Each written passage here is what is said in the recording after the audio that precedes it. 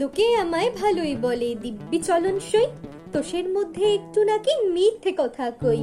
ঘাটশিলাতে যাওয়ার পথে ট্রেন ছুটছে যখন, মায়ের কাছে বাবার কাছে করছি বকুম বকুম, হঠাৎ দেখি মাঠের মধ্যে চলন্ত সব গাছে এক এক রকম ভঙ্গি ফুটে এক এক রকম নাচে।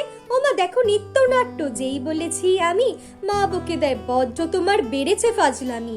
চিড়িয়াখানার নাম জানো তো আমার সেজ মেশর, আদর করে দেখিয়েছিলেন পশুরাজের কেশর। কদিন পরে চুন খোসানো দেওয়াল জুড়ে একই ঠিক অবিকল সেই রকমই মূর্তি যেন দেখি। ক্লাসের মধ্যে যেই বলেছি সুরঞ্জনার কাছে, জানিস আমার ঘরে যে সিংহ বাঁধা আছে, শুনতে পেয়ে দিদিমণি অমনি বলেন, শোনো এসব কথা আবার যেন না শুনি কখনো। বলি না তাই সেসব কথা সামলে থাকি খুব, কিন্তু সেদিন হয়েছে কি এমনই বেয়াকুব। আকাশ পারে আবারও চোখ গিয়েছে আটকে, শরৎ মেঘে দেখতে পেলেম রবীন্দ্রনাথকে।